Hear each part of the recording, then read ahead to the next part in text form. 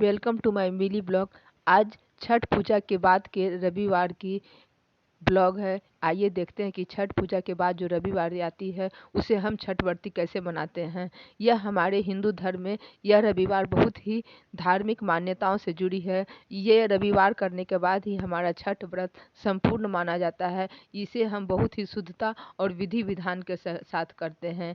यहाँ मैंने नहा धो के आकर के चूल्हा जलाया। यहाँ मैं पैर में आलता भी लगा रही हूँ और दूध चढ़ा दी हूँ। इसमें ज़्यादा कुछ पकवान मैं बनाती नहीं हूँ।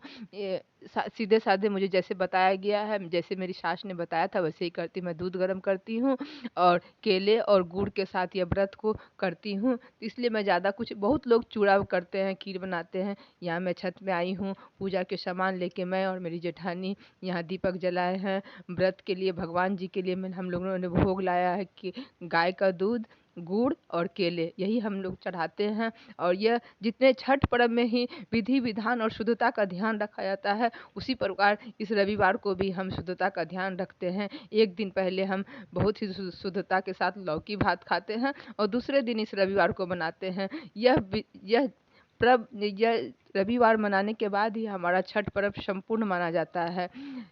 इस छत में आ गए हैं, यहाँ हम लोग विधि विधान से दीपक जलाए हैं, भगवान को भोग लगा रहे हैं और जो व्रत की नियम है उसे कर रहे हैं। यहाँ हम लोग सूर्य भगवान को अर्घ देंगे अभी।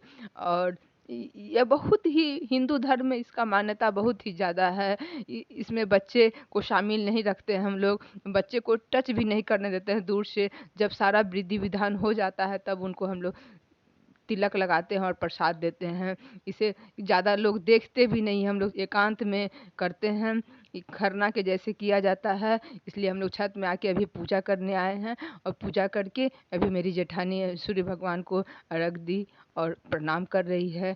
इसके बाद मैं भी अर्घ दूंगी, प्रणाम करूंगी, भोग चढ़ाऊंगी, दीपक जलाऊंगी और उसके बाद ही हम लोग जा कर के शांति से, कोई देखे ना, कोई बोले ना, उस एकांत में प्रसाद को ग्रहण करूंगी।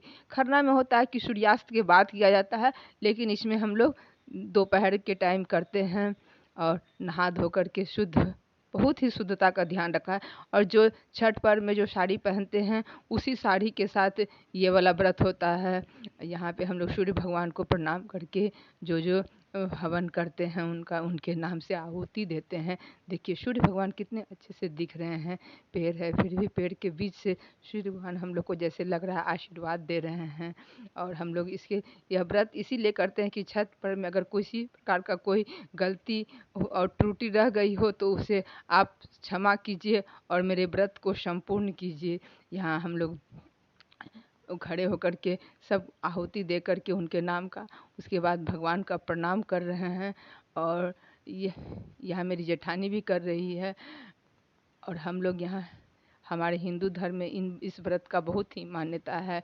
बहुत सी जगह तो यह व्रत 6-6 महीने हर रविवार लोग करते हैं, लेकिन समय के साथ साथ व्रत को का नियम भी थोड़ा विधान कम हो गया है। तो हम लोग कार्तिक महीने की छठ के बाद जो एक रविवार पड़ती है उसे कर लेते हैं और भगवान को प्रणाम कर लेते हैं। उसके बाद और व्रत नहीं करना पड़ता है। इसलिए हम लोग ये वाला बहुत ही नियम। और देखिए सूर्य भगवान कितने अच्छे से दिख रहे हैं। थोड़ी और लेट करती तो वो पेड़ के पीछे शायद छिप जाते हैं। इसलिए हम लोगों ने सुबह से जल्दी जल्दी करके दोपहर के टाइम 12 बजे के बाद 1-1:30 बजे आते हैं, भगवान को भोग समर्पित करते हैं और जल दिए, दीपक दिखाएंगे, हवन करते हैं। उसके बाद हम लोग अंदर रूम में चले जाते हैं और वहाँ पे एकांत में प्रसाद ग्रहण करके फिर बच्चों को प्रसाद देते हैं। और